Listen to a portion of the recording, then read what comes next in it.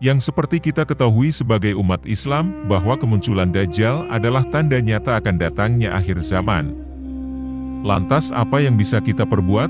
Lalu siapa yang bisa menghentikannya? Simak video ini sampai selesai, agar tidak salah paham. Assalamualaikum warahmatullahi wabarakatuh, selamat datang di channel Sekilas Cerita, channel yang akan berbagi sedikit ilmu dan sebuah kisah seputar dunia. Kemunculan Dajjal dan pengikutnya merupakan salah satu tanda datangnya hari kiamat atau hari akhir. Bersama dengan pengikutnya, Dajjal akan mengembara di bumi agar orang-orang mengakui eksistensi dan kekuasaannya serta berkenan untuk menjadi pengikutnya.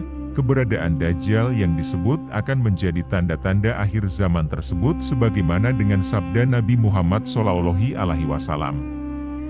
Hal ini dijelaskan pada dalil berikut ini, yang artinya, tidak ada satupun makhluk sejak Adam diciptakan hingga terjadinya kiamat yang fitnahnya lebih besar dari Dajjal.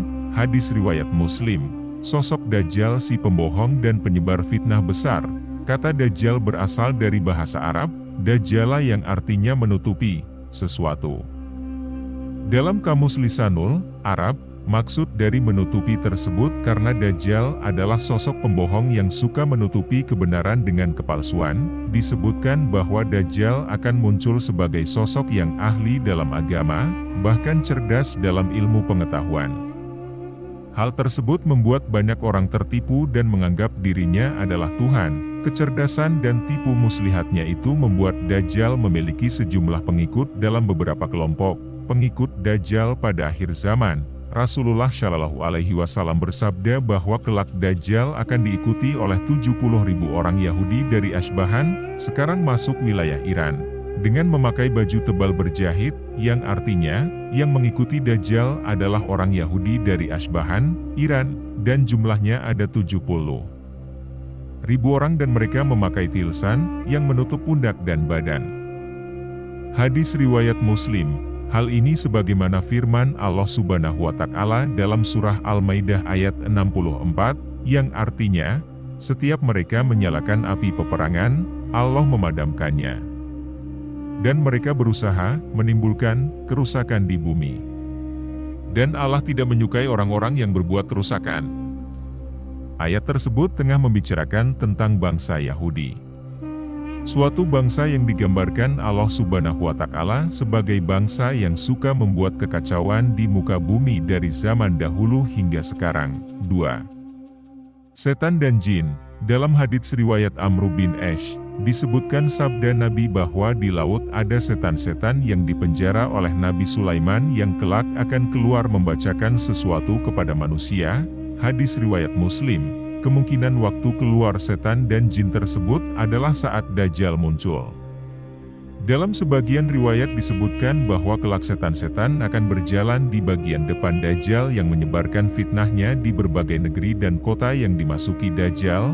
Kaum Khawarij. Kaum Khawarij merupakan kelompok yang mudah mengkafirkan orang lain karena tidak segolongan dengan mereka. Kaum ini digambarkan sebagai orang-orang yang dungu, tidak mengetahui dengan baik ajaran-ajaran Islam yang benar, memahami Islam dari lahiriahnya saja, gampang mengkafirkan orang tanpa dasar ilmu dan lain sebagainya yang menggambarkan kepandiran mereka. Orang seperti ini kelak akan menjadi pengikut setia Dajjal.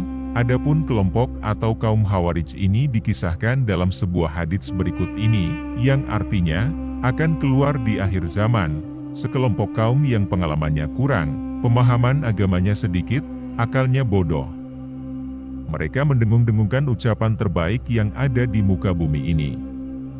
Mereka membaca Al-Quran namun tidak melewati tenggorokannya.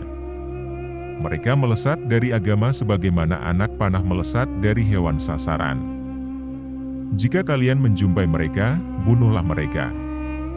Karena membunuh mereka ada pahalanya di sisi Allah, bagi yang berhasil membunuh mereka. Hadis riwayat Bukhari. Pengikut hawa nafsu, orang-orang yang tidak bisa menahan nafsu disebut telah menjauh dari norma agama yang berlaku. Perkara ini sudah ditentang keras dalam ajaran agama Islam. Bahkan dari Abdillah bin Muhammad bin Aqil dan mendengar Jabir radhiyallahu an berkata bahwa Rasulullah shallallahu alaihi wasallam bersabda, yang artinya, sesungguhnya perkara yang paling aku takuti pada umatku adalah munculnya perilaku kaum Lut.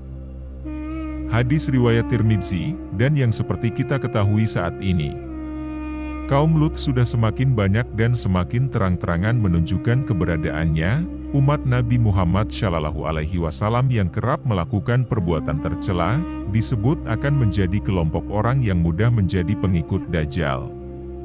Mereka ini adalah orang yang suka bermaksiat, tidak mau berpuasa, mengabaikan panggilan azan, meninggalkan salat, dan pemakan harta riba. Lalu bagaimana dengan wanita? Wanita akhir zaman disebut sebagai wanita yang memiliki keimanan paling lemah di bumi. Sebagaimana disebut dalam salah satu riwayat hadits dinukil dari hadits Ibnu Umar, Rasulullah Shallallahu Alaihi Wasallam bersabda, yang artinya, Dajjal akan turun ke Mirkona, nama sebuah lembah, dan mayoritas pengikutnya adalah kaum wanita, sampai-sampai ada seorang yang pergi ke istrinya, ibunya, putrinya, dan saudarinya, dan bibinya kemudian mengikatnya karena khawatir keluar menuju Dajjal. Hadis riwayat Ahmad. Diceritakan pula, orang-orang akhir zaman mengikat wanita di keluarganya pada tiang agar tidak mudah pergi menjadi pengikut Dajjal. Semoga kita semua tidak termasuk ke dalam kelompok orang-orang pengikut Dajjal dan selalu ada dalam perlindungan Allah Subhanahu wa Ta'ala. Amin amin ya robbal alamin.